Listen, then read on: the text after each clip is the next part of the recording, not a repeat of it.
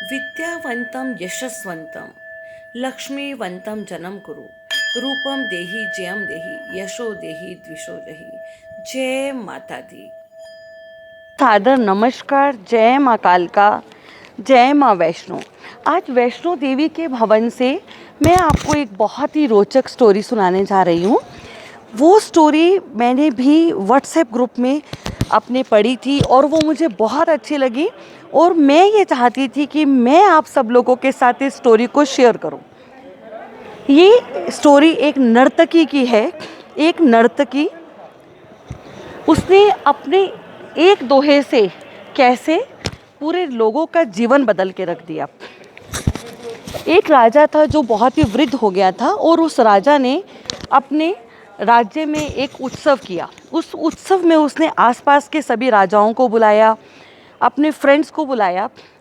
जब उत्सव शुरू होने लगा तो उस राजा ने अपने गुरुजी को बहुत सारी मोहरें दी ताकि अगर उन्हें उस नर्तकी की डांस या उसका कुछ भी पसंद आए तो वो उसको खुश करने के लिए दे सकें।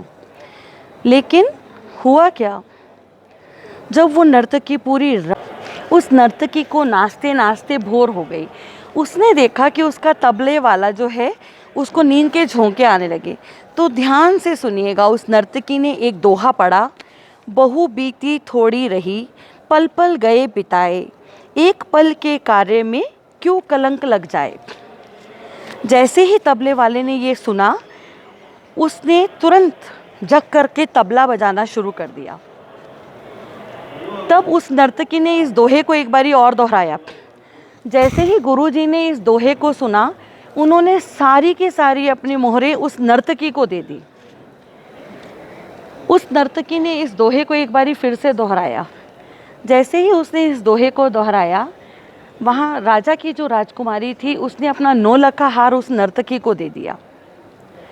उस दोहे को सुनने के बाद वहाँ के राजकुमार ने अपना मुकुट उतारकर उस नर्तकी को दे दिया। उस नर्तकी ने दोहा एक बारी फिर से दोहराया तो राजा ने कहा, अरे वैश्य, सारे राज्य को लूटकर तेरा मन नहीं भरा जो फिर से तू इस दोहे को दोहरा रही है। तो गुरुजी ने कहा कि इसको ऐसा मत कहो, क्योंकि ये तो अब मेरी भी गुरु है। तो राजा ने पूछा, वो कैसे? उसने कहा कि तुमने इसका दोहे को ध्यान से नहीं सुना। जब इसने वो दोहा करा तब मेरे भी अंतरात्मा जागी कि मैंने सारी ज़िंदगी तप किया, तपस्या की, पूजा पाठ की, और आज मैं उस सब को दांव पे लगा के इस नर्तकी का नृत्य देखने आ गया। वहीं से मुझे ठोकर लगी और उसी समय गुरुजी ने अपना कमंडल उठाया और अपना वन की तरफ चले गए। उसके बाद में राजा ने राजकुमारी से पूछा कि तुमने अपना 9 लखा हार क्यों दिया। राजकुमारी ने कहा, पिताजी, मेरी इतनी उम्र हो गई और आप मेरा ब्याह नहीं कर रहे थे। आज मैं आपके महावत के साथ शादी करने जा रही थी। इस नर्तकी के दोहे ने मेरी आत्मा को जगाया और उसने बोला कि जब तुमने सारी उम्र बिता दी, कुछ समय बाद तुम्हारी शादी हो ही जाएगी, तो तुम कलंक क्यों लगा रही हो। राजकुमार ने बताया कि राजा इतना वृद्ध होने के बाद भी उसे राज्य नहीं दे रहा था, तो उसने अपने सिपाहियों के साथ अपने पिता का कत्ल करने की सोची।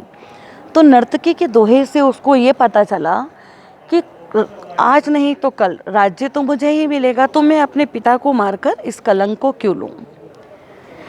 नर्तकी ने सोचा कि मेरे एक दोहे ने इतने सारे लोगों के जीवन को बदल दिया। तब राजा ने अपने बेटे को राज्य दे दिया। अपनी पुत्री से कहा, इतने राजकुमार यहाँ आए हैं, तुम इनमें से अपना वर चुन लो। नर्तकी को बहुत ठोकर लगी। उसने सोचा, मेरे एक दोहे से जब सारे लोगों का जीवन बदल गया, फिर मैं इस पाप में क्यों पड़ी हूँ। नर्तकी ने उसी समय अपना नृत्य, अपना सब कुछ छोड़ दिया। उसके मन में वैराग्य आ गया। तो इसलिए कहा जाता है कि धरा की धरा पर ही रह जाएगी।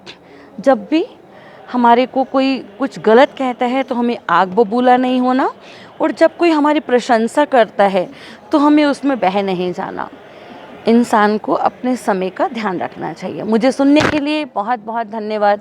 मेरे चैनल को लाइक, शेयर एंड सब्सक्राइब ज़रूर करें। जय माता दी।